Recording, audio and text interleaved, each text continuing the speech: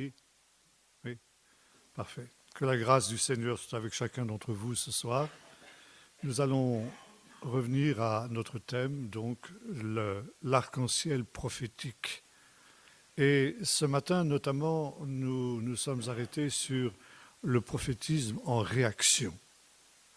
Réaction de Dieu face à l'apostasie du peuple d'Israël. Et le professeur Martin Buber, qui fut un grand spécialiste de la Bible, disait que le livre des juges avait comme idéal le royaume de Dieu. Cette notion qui réapparaîtra notamment dans le Nouveau Testament, mais qu'on trouve aussi dans les psaumes, c'est quelque chose qui a connu un état embryonnaire au moment de l'époque des juges. Et Samuel, nous l'avons lu ce matin, rappellera au peuple que jusqu'à l'élection du premier roi d'Israël, Saül, l'Éternel était votre roi. Et le Seigneur voulait régner sur son peuple, diriger son peuple, notamment par l'intermédiaire de ces hommes inspirés, qu'on n'appelait pas encore des prophètes, encore que une femme, une des rares femmes qui ait exercé ce ministère, portait le nom de prophétesse. Il s'agissait de Déborah. Il est aussi question de prophète. Il y avait différents noms que l'on employait aussi à cette période-là, le voyant, le visionnaire, etc. Mais il s'agissait d'hommes qui étaient saisis par l'Esprit de Dieu et qui étaient des instruments par lesquels Dieu entendait régner sur son peuple. L'Éternel était votre roi. Et la vocation du peuple d'Israël, c'était justement d'être ce peuple qui était soumis à la royauté divine. Et le problème, c'est celui qui est exposé dans la lecture aussi que nous avons faite ce matin. À cette époque-là, il n'y avait pas de roi en Israël. Chacun faisait ce qui lui semblait bon. L'Éternel était censé d'être le roi d'Israël, mais en réalité, chaque individu était son propre roi. Et le drame de cette apostasie d'Israël, que nous avons vu ce matin, découle justement de ce rejet implicite et de facto, pourrait-on dire, de la royauté divine. Cette royauté ce rejet plus exactement, qui trouvera son paroxysme au moment où le peuple d'Israël, comme nous allons le voir tout à l'heure, demandait un roi. Et cette situation n'est pas sans évoquer la situation actuelle de l'Église de Jésus-Christ. Il n'y avait pas de roi en ce temps-là en Israël. Chacun faisait ce qui lui semblait bon. Certes, nous avons de très nombreux chœurs, nous en avons chanté un hier, qui nous disent « Le Seigneur est roi ». On peut le dire. Et le peuple d'Israël le disait aussi à cette époque. Mais le dire est une chose, le vivre est une autre. Et de plus en plus aujourd'hui, on entend de nombreux chrétiens déclarer « Moi, je fais ce que je veux ». Et personne n'a à me dicter ma conduite, personne n'a à me dire ce que je dois faire. Et on ne se rend pas compte que ce faisant, les églises sont infestées par le sécularisme de notre société. Et qui considère, c'est depuis le drame de mai 68, le 68 qui a été la descente aux enfers. Cette grande révolution, d'ailleurs, qui avait été annoncée par Jésus quand il disait que lorsque Jérusalem serait rassemblée le peuple d'Israël serait rassemblé à Jérusalem, alors viendrait ce que l'hébreu dit le comble des nations. Atki ishlemu itot agoyim, on dit en hébreu. Shalem, ça veut dire la plénitude, le comble. Le comble de quoi? Et il y a un texte qui illustre cette parole de Jésus. Un texte qui a été écrit, qu'on a trouvé à Qumran peu de temps avant la naissance de Jésus, et qui dit ceci: pour juger le péché des nations, le souverain maître du monde attend qu'elles aient comblé la mesure de leurs péchés. Et comme le disait le professeur Flousser quand j'étais étudiant à Jérusalem, il y a un parallèle entre deux faits. Premièrement, le retour d'Israël dans son pays après la fin du temps des nations, réalité que nous sommes en train de vivre aujourd'hui. Et notamment, depuis le 7 juin 1967, Jérusalem n'est plus foulée aux pieds par les nations. Jérusalem n'est plus sous la domination des nations.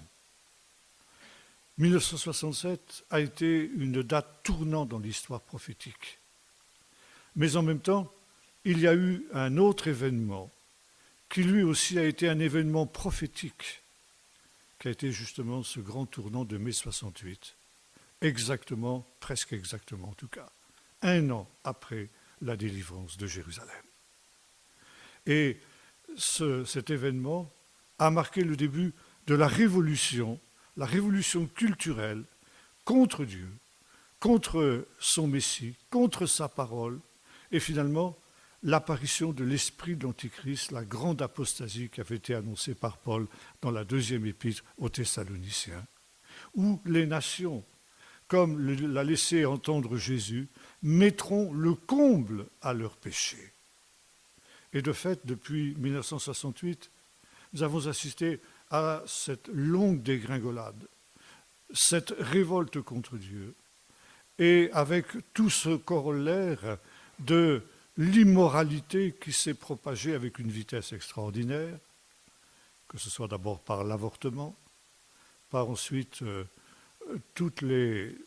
la libéralisation des mœurs, comme on l'a dit, le concubinage, le divorce facile et tout ce qui en découle, et pour aboutir maintenant à l'homosexualité et à l'euthanasie que l'on est en train de nous vendre aujourd'hui, notamment par l'intermédiaire de toute une manipulation à laquelle on a assisté cet été au moment de l'affaire du malheureux Vincent Lambert.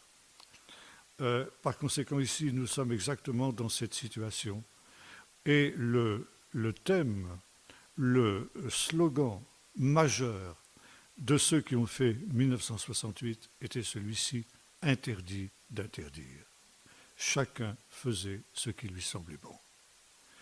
Et ce slogan est tout simplement celui de l'Antichrist, dont il nous est dit dans la 2e épître aux Thessaloniciens qu'il s'élèvera justement contre tout ce que l'on appelle Dieu et qu'il s'élèvera contre toute loi.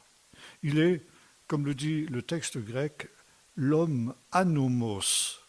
En grec, ça veut dire l'homme sans loi. Et qui va répandre ce que le texte appelle l'anomia, c'est-à-dire l'absence de loi. Interdit d'interdire. Et c'est aujourd'hui le grand slogan de notre temps. Cette idée que l'homme n'est sur la terre que pour une seule raison, pour être heureux, pour jouir de la vie. Parce que il n'y a pas de vie éternelle, il n'y a pas de vie après la mort, et par conséquent, l'homme doit connaître son paradis ici-bas, et son but est d'être heureux, tout simplement. Et le bonheur est corollaire d'une liberté totale, c'est-à-dire que l'homme soit à même de réaliser tous ses désirs, toutes ses convoitises, tous ses souhaits, et par conséquent qu'il n'y ait plus de limite. Et Dieu, c'est une limite. Sa parole est une limite. Donc il faut s'affranchir de toute limite.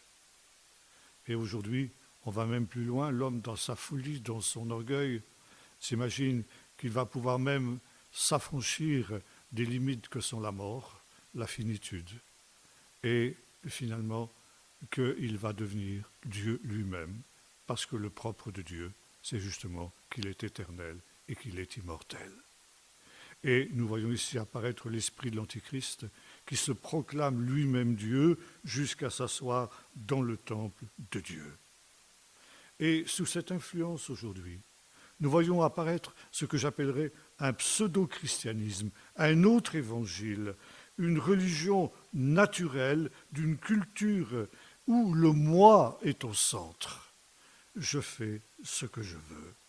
L'Église est devenue un ensemble d'individus autonomes destinés à profiter de la vie, et la notion du corps, la notion d'être un ensemble est quelque chose qui est en train de disparaître dans l'Église moderne. On est des individus juxtaposés les uns aux autres, qui sont gouvernés essentiellement non plus par la réflexion, mais par l'émotion. Et ça, c'est exactement ce que nous trouvons dans le monde aujourd'hui. C'est ce que l'on ressent qui est important. Et les choix n'ont à faire que précisément sous le coup de l'émotion. Et ça, c'est extrêmement dangereux. Et aujourd'hui, plus d'un a fait naufrage parce que justement, il a cédé à ses émotions. La volonté individuelle est considérée comme le bien le plus précieux et celui qui doit être le plus respecté. Je fais ce que je veux. J'ai mon père qui est décédé à 98 ans et lorsqu'il est arrivé dans la petite église à côté de Vannes qu'il fréquentait, il a eu cette réflexion auprès du pasteur. Il lui dit « Mais est-ce que vous ne pensez pas qu'il conviendrait de mettre à l'entrée de l'église un écrit sur lequel il y a la confession de foi de l'église ? Parce que s'il venait des nouveaux venus au milieu de nous, peut-être qu'il voudrait savoir ce que nous croyons. » Et c'était très logique. Mais j'ai dit à mon père, tu sais, les gens d'aujourd'hui ne réagissent plus comme ça. Autrefois, de ton temps, c'est vrai, on choisissait une église en fonction de ce qu'elle croyait. Et on comparait cette confession de foi de l'Église avec la Bible et on se rattachait à l'Église dont la confession de foi était la plus proche du message biblique. Mais aujourd'hui, les gens ne choisissent plus une Église en fonction de sa fidélité ou de sa non-fidélité à la Bible, mais en fonction du fait qu'ils s'y sentent bien ou qu'ils ne s'y sentent pas bien. Et peu importe ce que l'on y proclame, ce que l'on y prêche, l'essentiel, c'est que l'on s'y sente bien. Et nous sommes entrés dans cette aberration qui est celle du monde moderne, où ce qui compte avant tout, c'est le bien-être. Et les églises sont devenues des centres de bien-être, où on continue à jouir aussi de tout ce qui pourrait apporter à l'être humain la satisfaction dont il a besoin. Mais comme nous l'avons vu ce matin, aujourd'hui, le Seigneur est en train de susciter des oppositions. Et aujourd'hui, il y a un énorme problème qui est en train de naître, comme celui à l'époque des juges. Chacun faisait ce qui lui semblait bon, et l'on pensait que c'était la liberté, et en réalité, c'était l'esclavage. Et voilà donc ici cette situation qui était celle du peuple d'Israël. Et maintenant, nous voyons apparaître, je voudrais ici lire un texte qui est très très connu. C'est dans le chapitre 3 du premier livre de Samuel, où, verset 1er nous est dit, le jeune Samuel était au service de l'Éternel, auprès d'Élie. La parole de l'Éternel était rare dans ce temps-là. Les visions n'étaient pas fréquentes. En ce même temps, Élie était couché à sa place. Ses yeux commençaient à s'affaiblir, il ne pouvait plus voir. La lampe de l'Éternel n'était pas encore éteinte et Samuel était couché dans le temple de l'Éternel où était l'arche. Alors l'Éternel appela Samuel, il répondit, me voici. Il courut vers Élie et lui dit, me voici car tu m'as appelé. Et il répondit, non, je n'ai pas appelé, retourne te coucher. Il alla se coucher. L'Éternel appela à nouveau Samuel et Samuel se leva, alla vers Élie et lui dit, me voici car tu m'as appelé. Et il répondit, non, je ne t'ai pas appelé mon fils, retourne te coucher. Samuel ne connaissait pas encore l'Éternel et la parole de l'Éternel ne lui avait pas encore été révélée. L'Éternel appela de nouveau Samuel pour la 3e fois. Celui-ci se leva et alla vers Élie et dit, mais voici, tu m'as appelé. Élie comprit que c'était l'Éternel qui appelait le garçon. Il lui a fallu du temps à Élie. Élie dit à Samuel, va, couche-toi, et si l'on t'appelle, tu diras, parle l'Éternel, car ton serviteur écoute. Et Samuel alla se coucher à sa place. L'Éternel vint et se présenta comme chaque fois et dit, Samuel, Samuel. Et Samuel répondit, parle Seigneur, ton serviteur écoute. Texte ultra connu, bien sûr, que celui de cette vocation de Samuel. Mais voyez-vous, ici, nous assistons à un nouveau stade de cet arc-en-ciel prophétique. Jusqu'alors, le Seigneur avait suscité des juges qui intervenaient donc de manière temporaire et qui, pour un temps plus ou moins long, en fonction de la durée de leur ministère, eh bien, provoquaient un réveil prophétique, qui sont, comme l'avons dit ce matin, les grandes réactions de Dieu. Et là, nous arrivons à un stade où le peuple d'Israël, nous l'avons vu, est arrivé au comble du péché, comme l'avons vu tout à l'heure, pour notre temps, pour notre société. Et nous sommes arrivés au même stade où on est tombé jusqu'au fond de l'abîme, qui est la promotion de l'homosexualité, comme dira l'apôtre Paul, quand il parle de ceux qui connaissent le juste jugement de Dieu sur ceux qui pratiquent de telles choses, et qui non seulement font ces choses, mais encore enseignent de les faire. C'est le sens du mot grec, qu'on traduit un peu différemment d'ailleurs. Enseignent de les faire. C'est exactement à ce stade que nous sommes aujourd'hui. Et à la fin du livre des Juges, nous l'avons vu ce matin, on arrive aussi à ce même abîme, lorsque les benjaminites de Géva vont vouloir violer l'hôte qui est venu chez le vieil homme qu'il avait reçu dans sa maison. Et là, eh bien, Dieu va intervenir. Ceux qui sont justes en Israël, eh bien, ne supportent plus cette situation-là. Et notamment, il y a cette femme extraordinaire, qui est Hannah, la mère du prophète Samuel. Hannah, dans la tradition juive, elle est considérée comme prophétesse. Et sa prière, sa magnifique prière, ce cantique de louange qu'elle exprime au Seigneur après la naissance de son fils, après l'exaucement dont Dieu l'a comblé, est, dans la tradition juive, le modèle de toutes les prières juives. Toutes les prières juives s'inspirent plus ou moins de cette prière d'Anne, la prophétesse. Et cette femme se trouve dans une situation dramatique. Elle est stérile, et comme nous l'avons vu hier, c'est quelque chose de difficile à supporter pour une femme de cette période-là. Et alors que tous les ans, elle monte à Shilo, auprès de ce vieux prêtre, qui appartient à la 3e génération du réveil, qui ne connaît plus la voix de l'Éternel, qui ne sait même plus que Dieu parle. Et il faudra qu'à 3 reprises, nous l'avons vu, le jeune Samuel vienne vers lui pour qu'enfin Élie comprenne que c'est Dieu qui parle. Et le début de notre texte nous dit cette parole dramatique. La parole de Dieu était rare dans ce temps-là. Et les visions n'étaient pas fréquentes. Pourquoi ? Parce que le peuple d'Israël s'était détourné de lui. Parce qu'Élie, certainement un brave homme, mais un homme qui n'avait plus de contact avec Dieu, un homme qui était devenu laxiste vis-à-vis de sa famille, vis-à-vis du peuple dont il avait la charge, eh bien, n'était plus cet homme qu'il aurait dû être, celui qui exerçait aussi une fonction prophétique auprès du peuple. Et de ce fait, la parole de Dieu était rare dans ce temps-là. Et il a fallu longtemps pour que Élie comprenne que Dieu était celui qui voulait parler à nouveau. Il voulait parler tout simplement parce que cette femme, sa mère, avait eu l'audace de croire que Dieu était encore le même aujourd'hui et qu'il pouvait à nouveau susciter ce qu'il avait fait dans le passé, Eh bien, un prophète.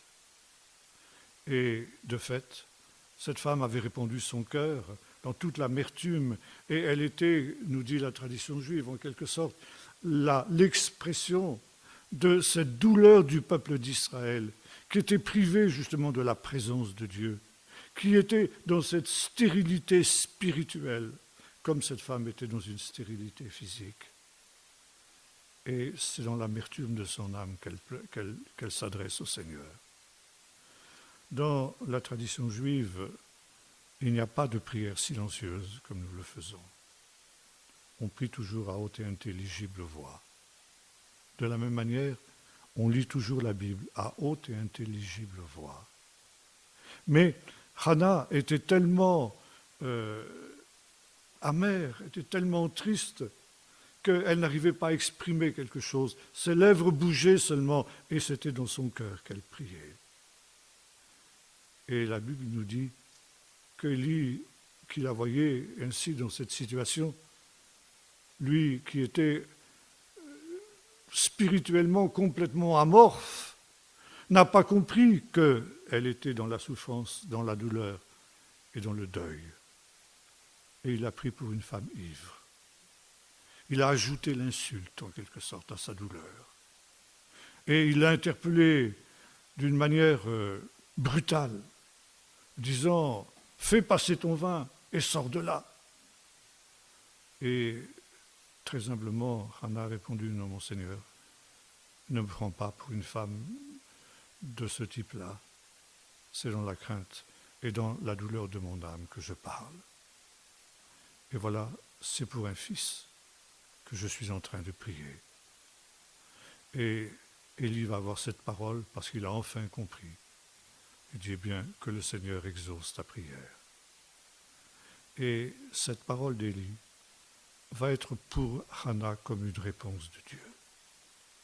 À partir de ce moment-là, elle a la certitude que Dieu a entendu sa prière et que Dieu va y répondre. Et voyez-vous, c'est ça la prière prophétique aussi. Il y a un jour ou deux, nous avons parlé de la prière prophétique. Et c'est à cause de cette prière que les rabbins considèrent que Hannah est une prophétesse. Sa seule dimension prophétique, ça a été d'adresser cette prière.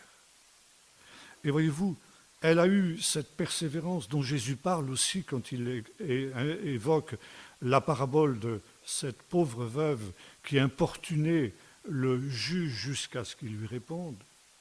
Hannah a prié jusqu'à ce qu'elle ait la certitude d'une réponse de Dieu, jusqu'à ce qu'elle ait la certitude que Dieu avait entendu.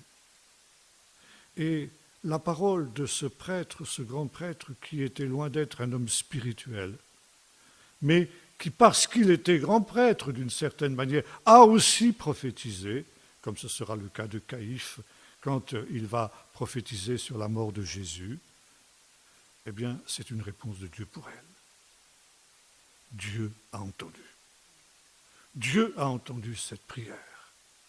Et à partir de ce moment-là, eh bien, tout son comportement change. Autant elle était triste, autant maintenant, elle va être joyeuse, avec la certitude que quelque chose va se passer. Et de fait, cette femme devient enceinte et elle va enfanter un fils qu'elle va nommer Shmuel, justement parce que ce nom signifie « Dieu a entendu ». Dieu a entendu ma prière. Et voyez-vous, c'est la prière prophétique qui arrive à un stade où elle a la certitude que cette prière a été entendue. Dieu a entendu. Et à partir du moment où l'on a cette certitude que Dieu a entendu, eh bien, effectivement, il n'est plus nécessaire de prier. Dieu a entendu et Dieu va répondre. C'est une certitude. C'est la foi dans son expression la plus élaborée qui soit. Comme le dit l'Épître aux Hébreux, la foi, ce n'est pas une espérance, mais c'est une certitude des choses que l'on ne voit pas encore. Elle ne voyait rien encore, cette femme, mais elle avait la certitude qu'elle avait été entendue de Dieu et qu'elle avait reçu ce qu'elle avait demandé. Et telle doit être la prière du peuple de Dieu, et notamment dans ces temps de stérilité spirituelle. Et cette Église qui est stérile comme l'était Hannah doit aussi intercéder pour que de son sein sortent des prophètes, des hommes qui seront comme Samuel, mais non plus simplement des juges qui vont intervenir pour un peu de temps, mais Samuel va devenir le premier des véritables prophètes. À cette époque-là, on ne les appelle pas encore comme ça. Et le titre que l'on va donner à Samuel, c'est Samuel Aroé, Shmuel Aroé, on dit en hébreu, c'est-à-dire Samuel le voyant. Plus tard, nous est-il dit, celui qu'on appelait le voyant à cette époque sera appelé le prophète. Donc on peut dire que Samuel est le premier des prophètes. Et après avoir vu des prophètes qui étaient en réaction à l'époque des juges, nous assistons maintenant à une première lignée de prophètes qui vont être des prophètes en fonction. Et par l'intermédiaire de ces prophètes, Dieu va régner sur son peuple. Dieu va reprendre cette souveraineté qui lui a été disputée au moment justement de l'époque des juges, où il n'y avait pas de roi en Israël et chacun faisait ce qui lui semblait bon. Et il nous est dit que cette parole de Dieu, c'est intéressant qu'on lise le texte en hébreu, parce que le mot qui est traduit par la parole de Dieu était rare, peut aussi être traduit par la parole de Dieu était précieuse, yakar on dit en hébreu. Et de fait, la parole de Dieu était d'autant plus précieuse qu'elle était rare. Mais alors que le peuple s'était habitué au silence de Dieu, et cette notion du silence de Dieu, nous la retrouverons aussi un peu plus tard, et c'est toujours dramatique quand Dieu se tait, quand il n'y a plus de voix prophétique pour parler de la part de Dieu. Mais, comme c'est souvent le cas en pareille matière, on s'habitue à tout et on s'habitue au silence de Dieu. Mais Samuel, lui, ne le faisait pas. La parole de Dieu s'était adressée à lui alors qu'il était dans le temple, dans les circonstances que nous avons évoquées tout à l'heure, où il nous est dit qu'enfant encore, il ne connaissait pas encore la voix du Seigneur. Mais à partir de ce moment-là, il a commencé à connaître la voix de Dieu. Et il nous est dit que Dieu a recommencé à parler. Il a recommencé à parler à ce jeune Samuel. Et Samuel avait bien compris que cette parole de Dieu, elle était non seulement rare, mais elle était aussi précieuse. Et il gardait les paroles du Seigneur comme des perles précieuses. Il nous est dit aussi de Marie, la mère de Jésus, que après les événements de Noël, elle gardait et repassait ces choses dans son cœur. C'était aussi le comportement de ce jeune Samuel. Et le texte biblique nous dit ceci, il ne laissait tomber à terre aucune des paroles de l'Éternel. Et au bout d'un temps, le peuple d'Israël a commencé à réaliser que la parole de l'Éternel s'adressait à tout Israël par l'intermédiaire de Samuel. Et là, on a reconnu en Samuel la fonction de prophète. Dieu avait établi Samuel comme voyant, c'est-à-dire comme prophète sur Israël. Et le Seigneur, on venait le consulter par l'intermédiaire de Samuel pour des petites et pour des grandes choses. Et notamment, plus tard, il y aura ce jeune homme qu'est Saül, fils de Kish, benjaminite, dont les ânesses s'étaient égarées, et que son père aura envoyé avec un serviteur pour essayer de récupérer les ânesses en question. Et après avoir battu le pays dans tous les sens, eh bien finalement ils reviennent bredouilles. Et le serviteur de Saül lui dit, mais on n'est pas loin ici de Rama, là où se trouve la demeure du prophète, du voyant. Alors, on peut se détourner un peu, ça ne nous fera pas un grand détour, on est tout près.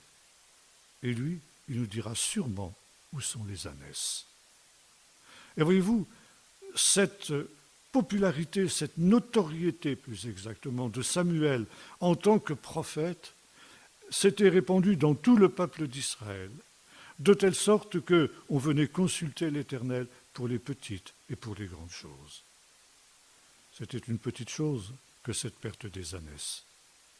Et non seulement Saül recevra la réponse de Dieu au sujet de ces ânesses qui lui diront « Ne t'inquiète pas, elles sont retrouvées », mais il va recevoir une grande chose à laquelle il n'avait pas pensé, cet appel à la royauté. Ça, nous en parlerons dans un instant. Donc, la parole de l'Éternel s'adressait à tout Israël par l'intermédiaire de Samuel. Et ce faisant, le Seigneur a exercé sa souveraineté, sa royauté, son autorité sur l'ensemble du peuple d'Israël. Et puis, il nous est dit, les années ont passé. Un temps très très difficile pour le peuple d'Israël parce qu'il était confronté au danger philistin.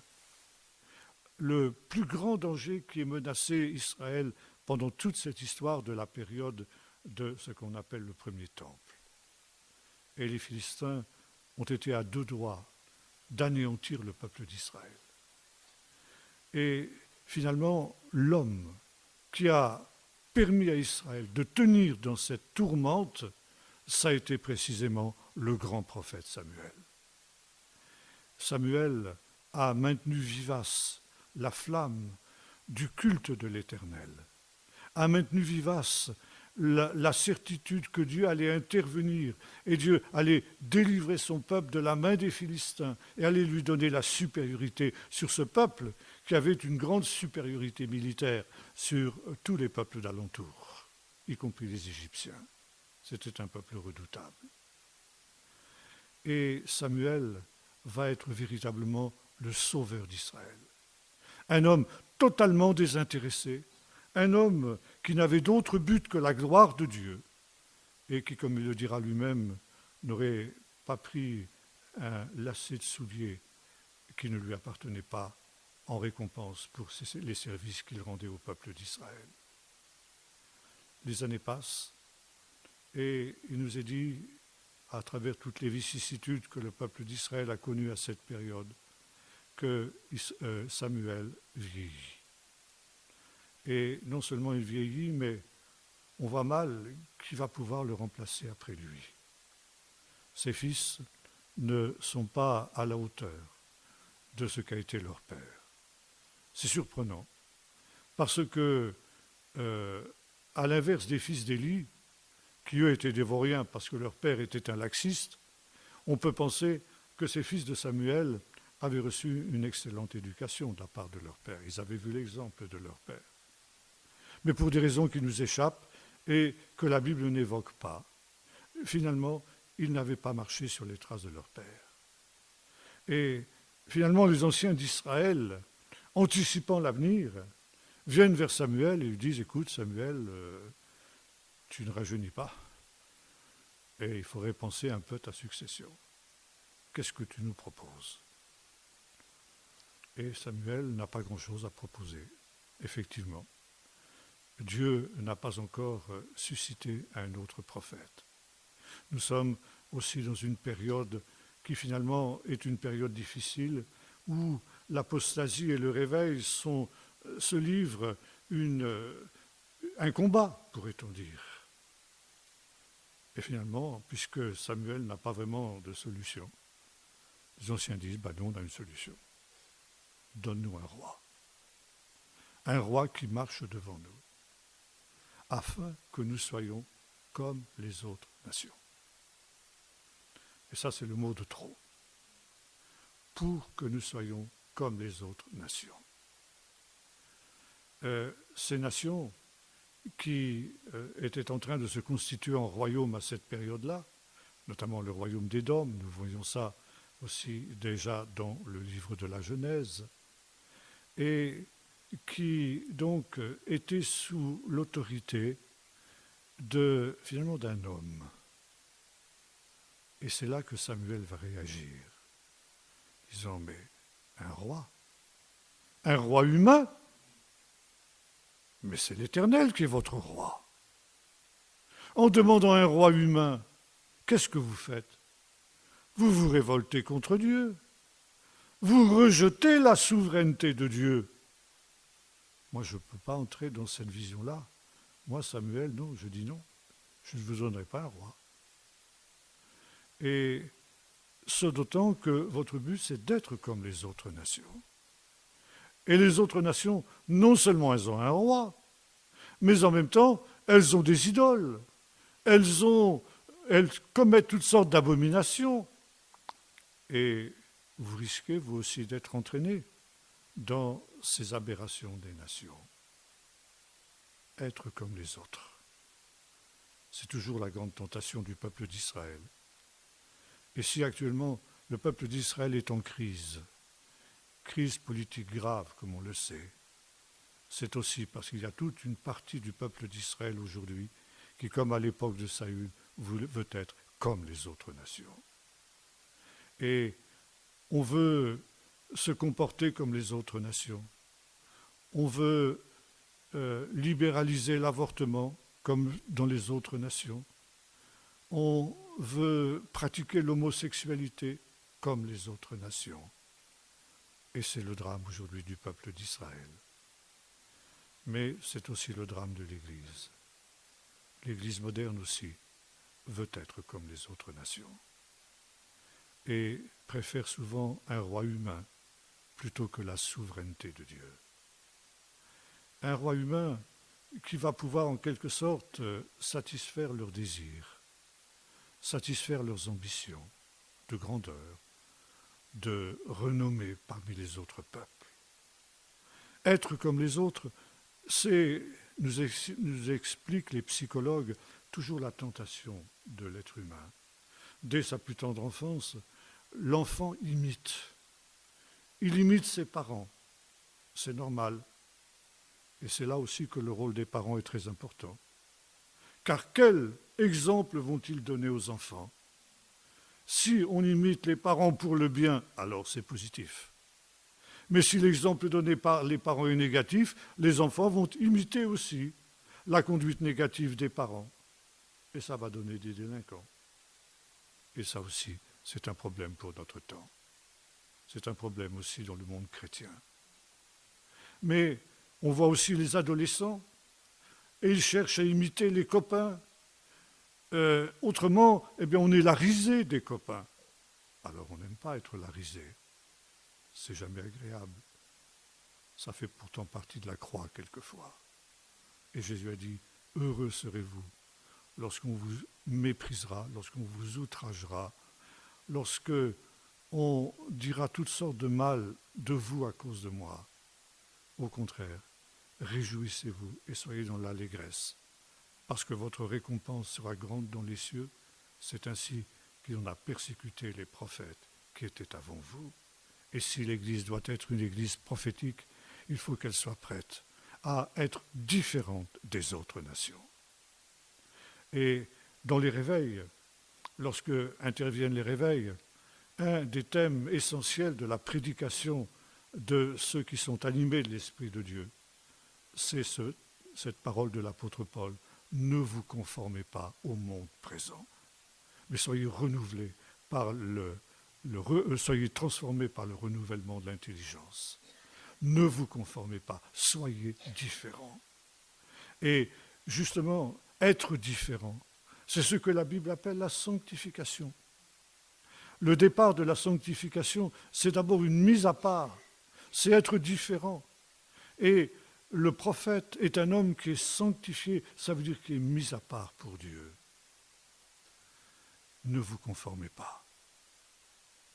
Aujourd'hui, on a un autre message, tout à fait différent.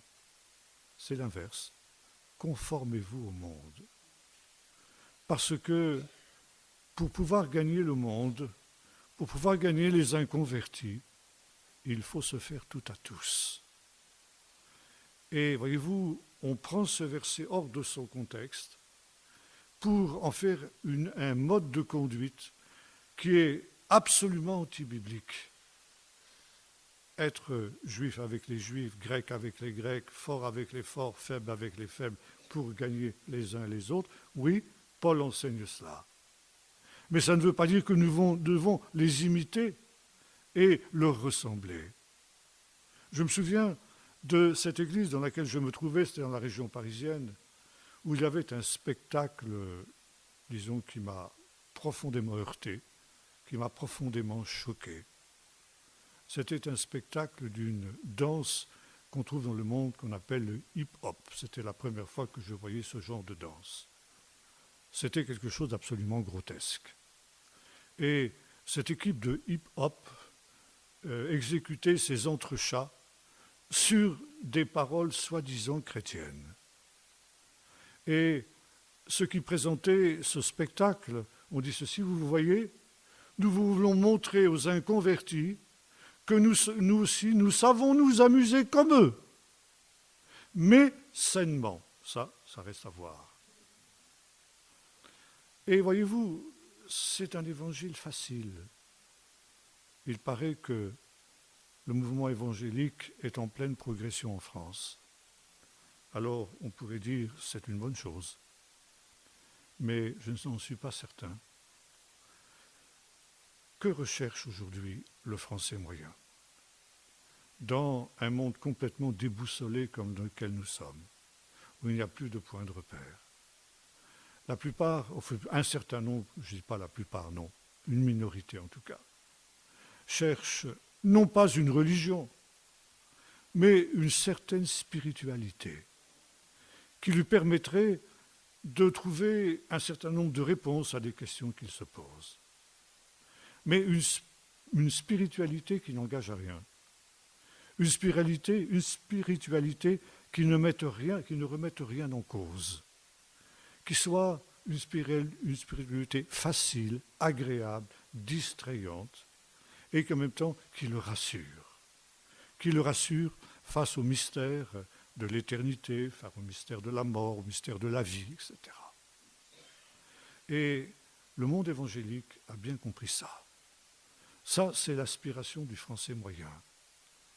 Et de fait, le pseudo-christianisme évangélique que j'évoquais tout à l'heure, influencé justement comme l'était le temps des juges et comme l'était la troisième génération par les Cananéens au milieu desquels ils vivaient, eh bien, présente de fait à nos contemporains un évangile facile, divertissant, amusant et qui les rassure à bon compte.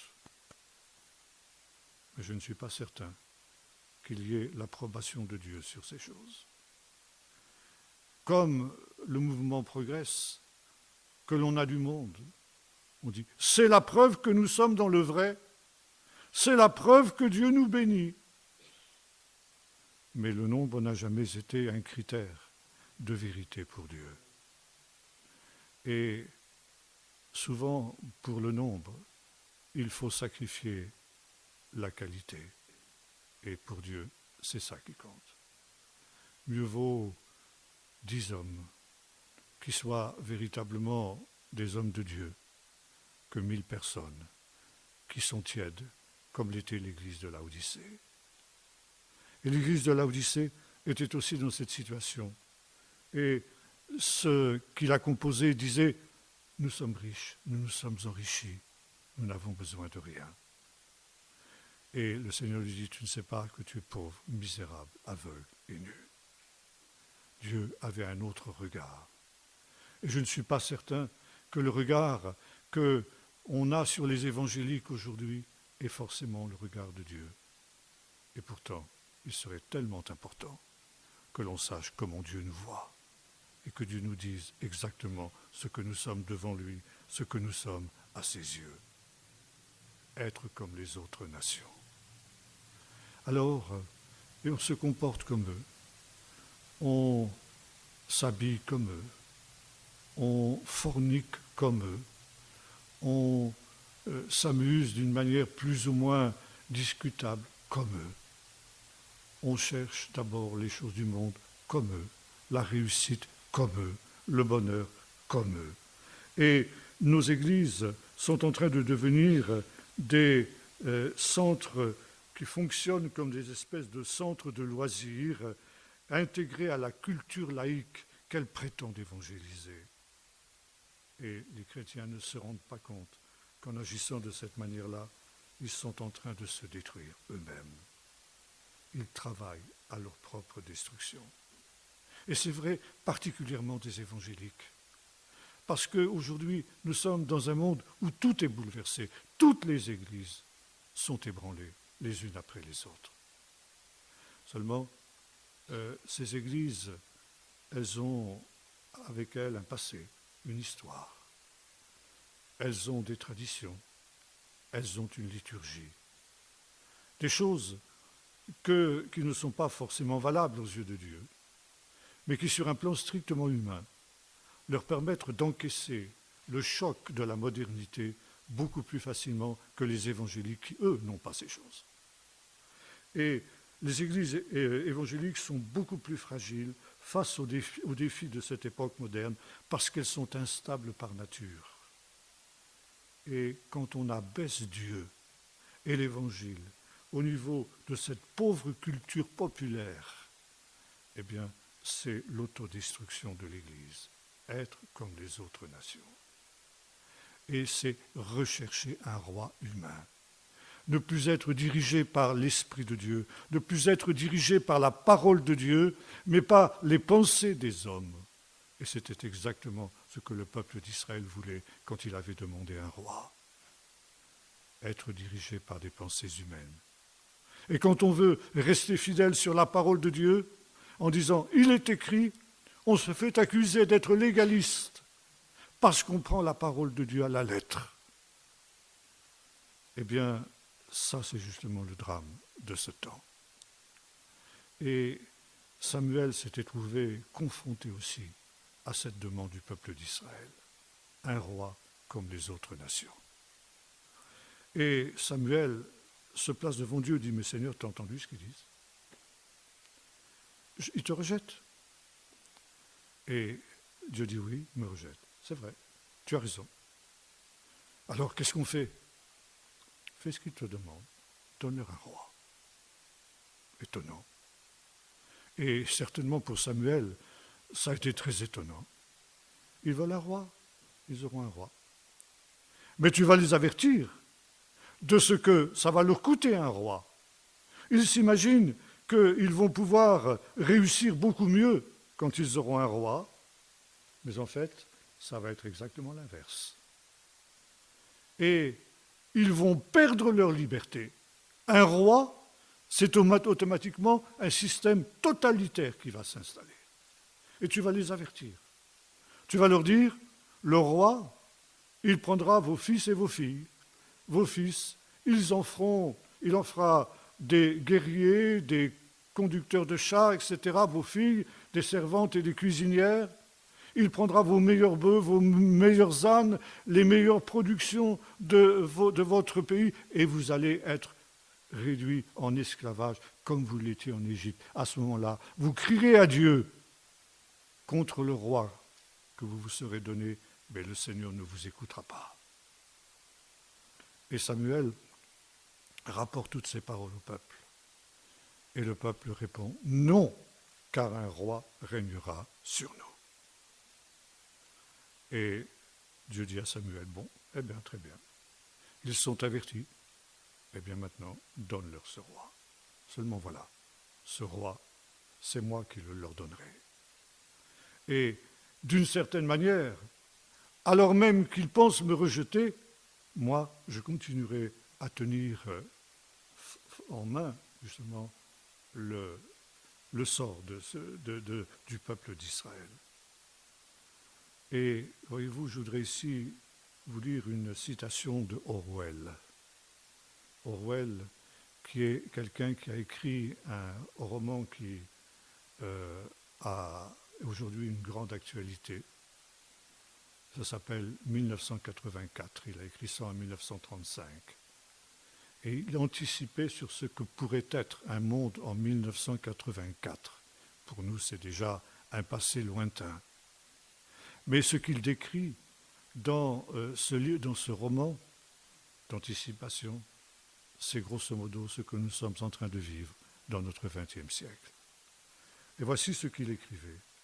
Une dictature parfaite serait une dictature qui aurait l'apparence de la démocratie, une prison sans murs dont les prisonniers ne chercheraient pas à s'évader, un système d'esclavage où grâce à la consommation et au divertissement, les esclaves auraient l'amour de leur servitude.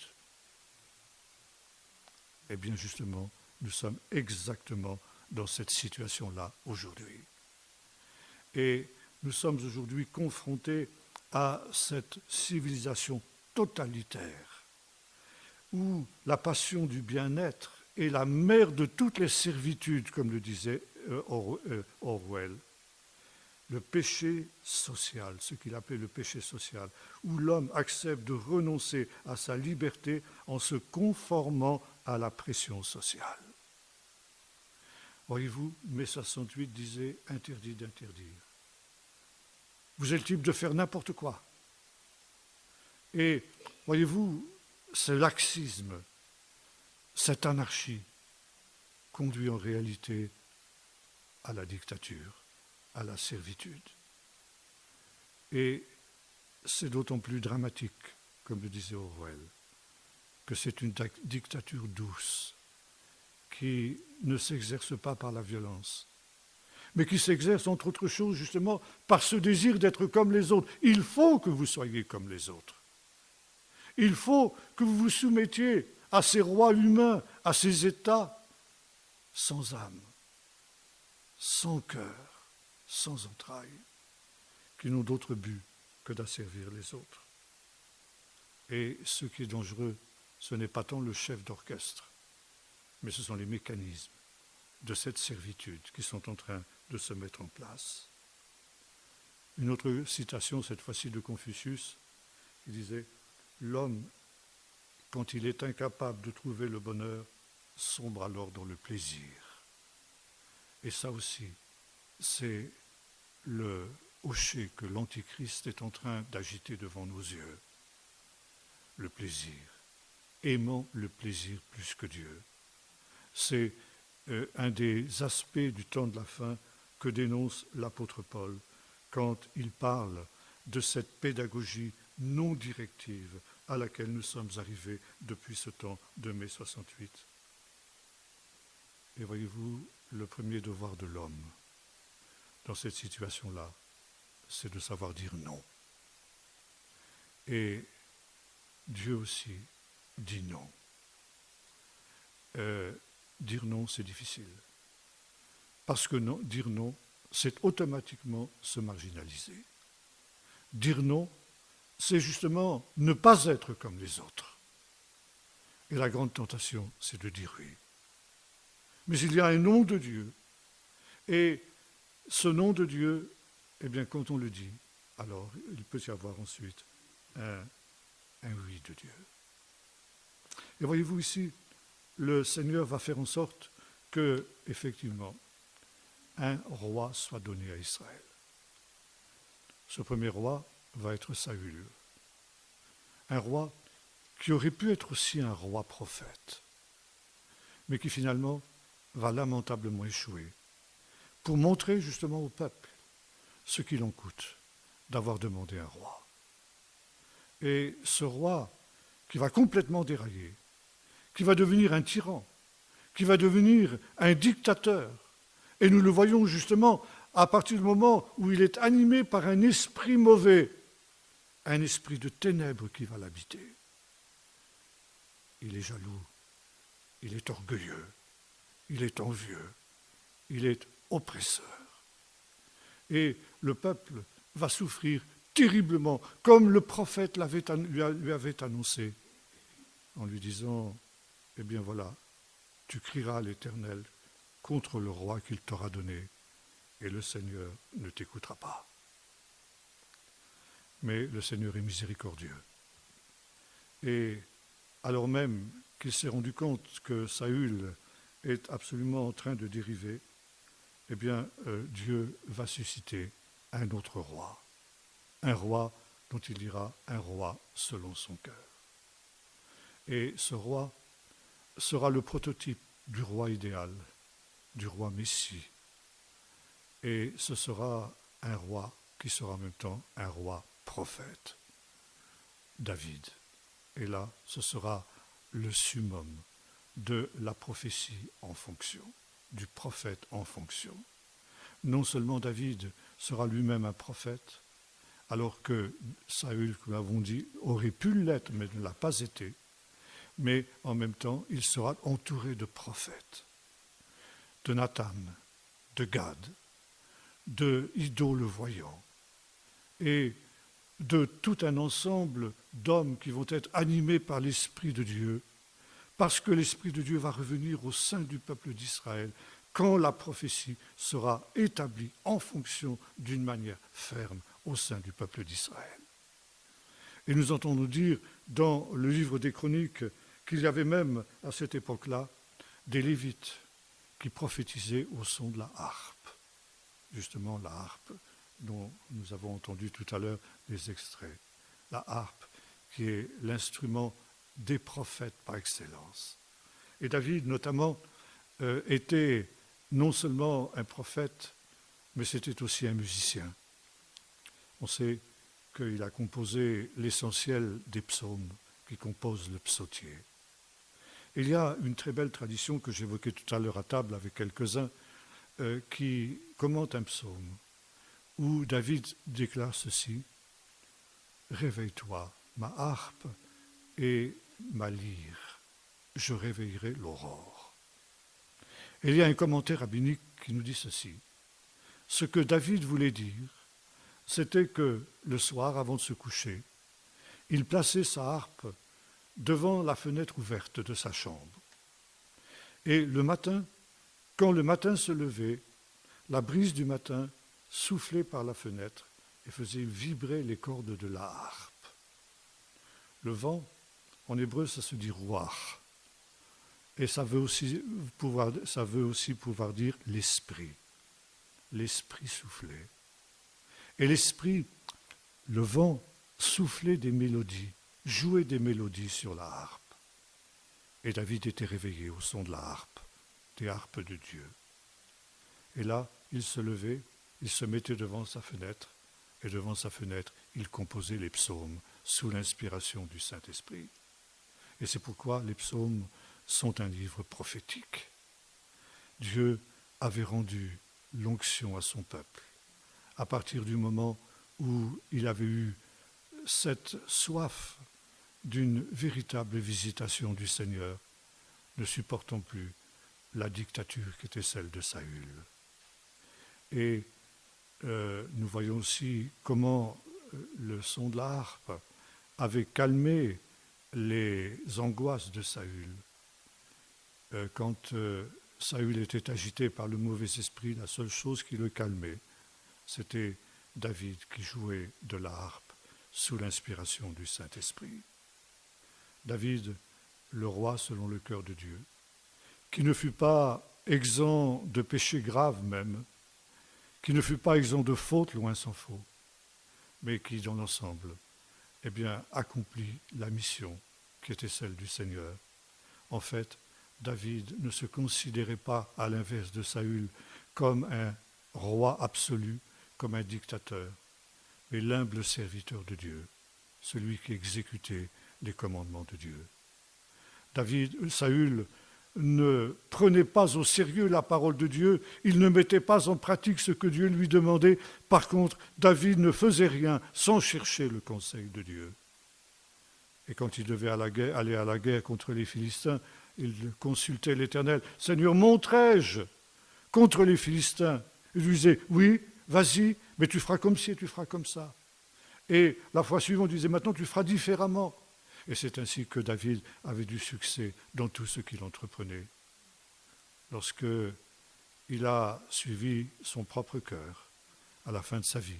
Quand il a fait un dénombrement du peuple sans le demander au Seigneur, alors il s'en est mordu les doigts, mais il s'en est repenti aussi devant Dieu. Et voyez-vous, il y a aussi cette miséricorde de Dieu. Et je disais tout à l'heure que le temps des juges a été un temps où le royaume de Dieu était embryonnaire. C'est le professeur Martin Buber qui disait cela. Ça a été un temps extrêmement troublé, depuis justement l'époque de la mort de Josué jusqu'à l'époque de David. Et on est descendu jusqu'au fond du gouffre à l'époque de la fin du temps des juges et du début de l'apparition de Samuel. Mais finalement, est arrivé l'avènement de ce royaume de Dieu qui était embryonnaire en la personne de David. Et David, bien sûr, est l'archétype, le prototype du Messie. Il est d'ailleurs appelé Messie de Dieu, ça veut dire celui qui a été loin de l'Éternel, ça se dit Mashiach en hébreu, c'est le mot Messie. Et ce faisant, il indique qu'après ce temps de détresse, vient le royaume de Dieu.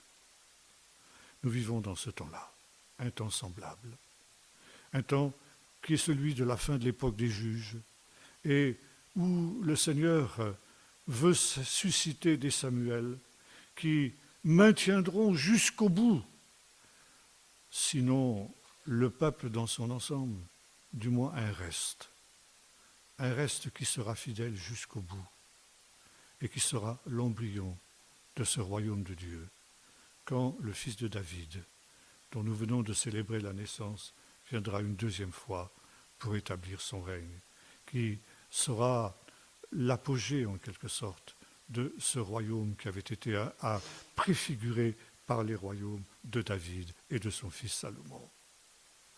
Et c'est la raison pour laquelle c'est ce temps, malgré tout ce qu'il peut y avoir de négatif, est un temps d'espérance, parce que le Seigneur vient bientôt.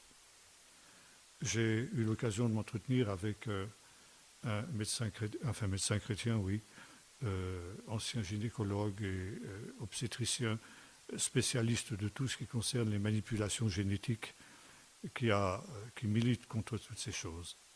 Il me disait ceci, vous savez, les hommes sont devenus tellement fous, ce n'est pas seulement les savants qui sont devenus fous, c'est la science tout entière qui est devenue folle. Et ces savants-là nous conduisent à l'abîme, ne se rendant pas compte qu'ils jouent les apprentis sorciers. Et quand on voit les dangers que vont représenter pour l'humanité future ces manipulations génétiques, je peux vous assurer d'une chose, me disait-il, c'est que dans 3 générations, il n'y a plus d'humanité. J'ai dit Alléluia, merci Seigneur. Pourquoi ? Parce que ça veut dire que le Seigneur ne permettra pas qu'on arrive à cette extrémité-là, mais qu'il enverra le Fils de Dieu, il enverra le Messie avant ce temps-là. Donc nous n'avons plus longtemps à attendre. Le Seigneur est proche. L'avènement du royaume est proche. L'avènement du Fils de David est proche.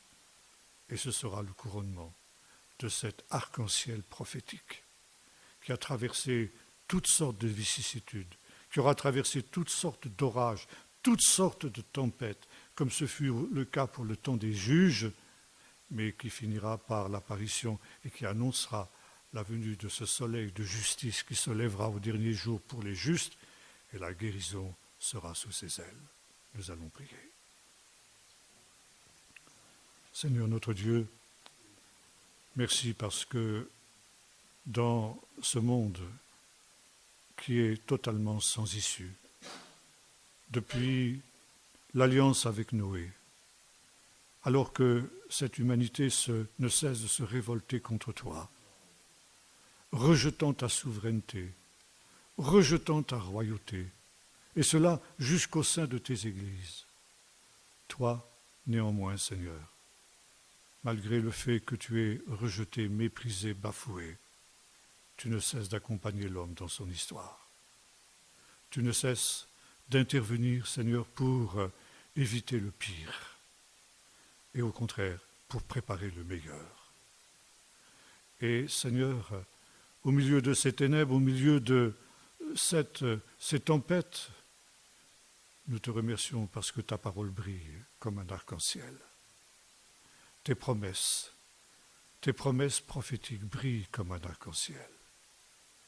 Et au moment même, Seigneur, où pour ton peuple d'Israël il était tombé au plus bas, c'est là que tu as fait surgir ce roi David, Seigneur, qui a établi ton royaume.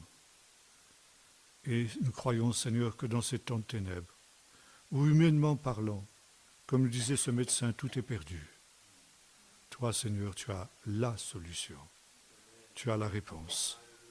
Et que bientôt, très bientôt, tu établiras ce fils de David, qui s'assiera sur le trône de David son père, et qui régnera sur la maison de Jacob et sur le monde entier à perpétuité. Aussi, Seigneur, nous te disons, viens bientôt. Hâte ces choses en leur temps, comme le disait le prophète.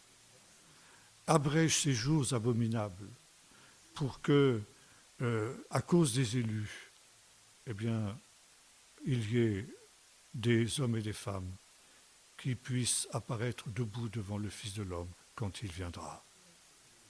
Seigneur, suscite dans cette Église qui est stérile des prophètes.